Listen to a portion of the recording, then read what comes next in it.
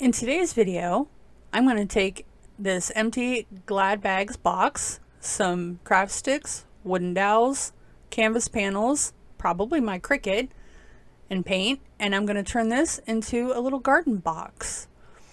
And this video is part of the Flowers of the Month challenge that's hosted by Deanna the Crafty Magnolia and co-hosted by Sons Arts. So hang out and see what I come up with.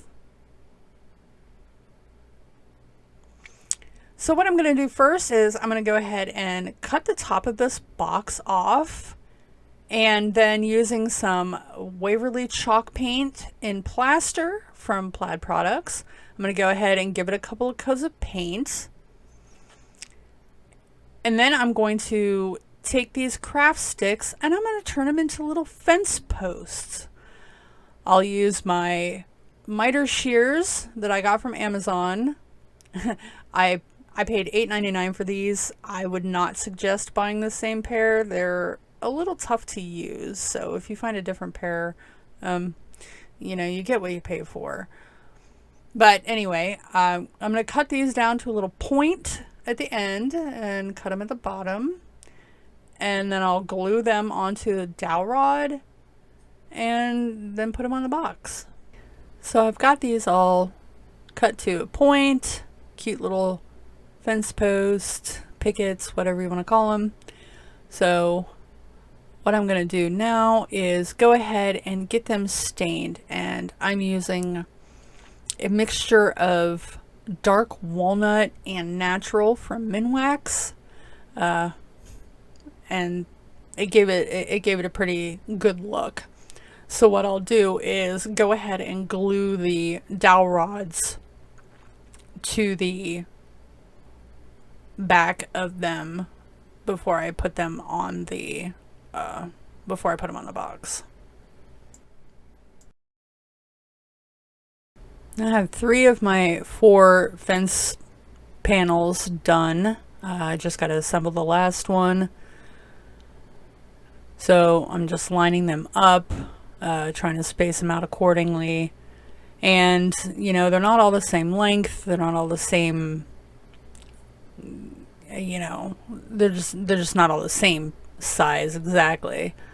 So, you know, but that's okay. It gives it a, you know, more rustic, natural look. You know, they get shifted, a little crooked, and that's fine.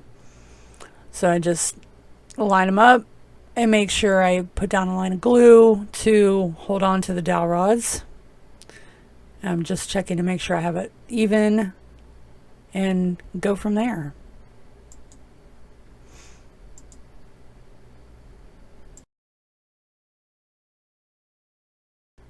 So I'm just going to go ahead and assemble my little fence along the front and back. And I was going to do all 4 sides, but then I ended up changing my mind, as you'll see. So I'm just putting the glue on the little dowels and adhering those to the box.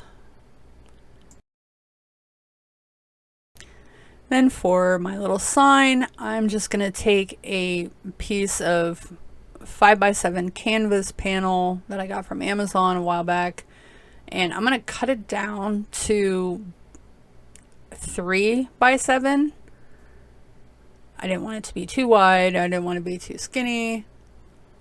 So I'm going to go ahead and measure that and cut that. And I do that off camera.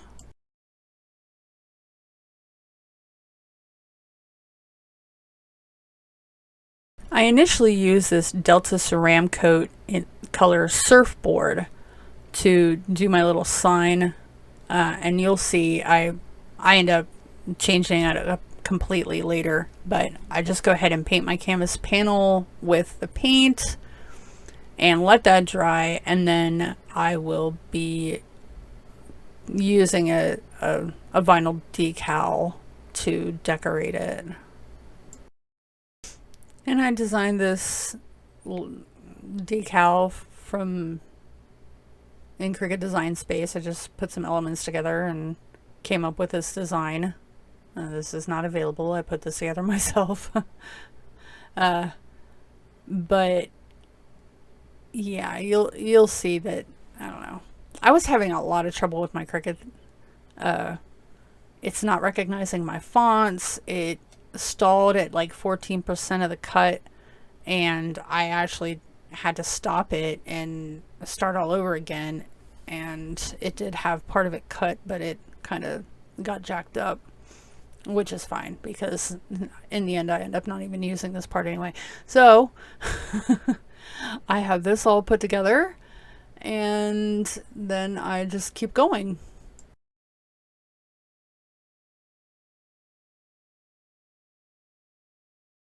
Alright, so I'm using different blue flowers today, and the blue doesn't match.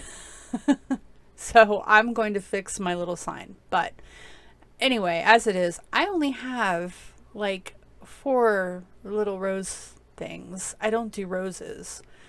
And so I'm just going to pair it with some other blue flowers and some greenery that I have to, you know, put in my little flower box.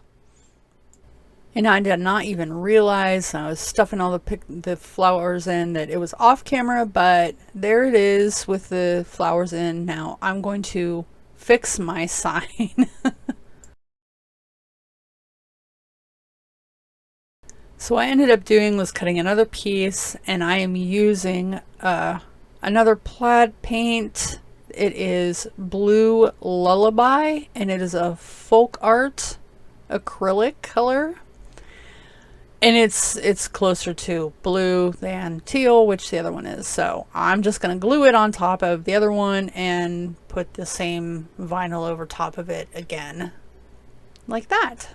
And I painted white around the other edges to kind of hide that. But I decided I'm just going to go ahead and glue some twine around the edge of this sign.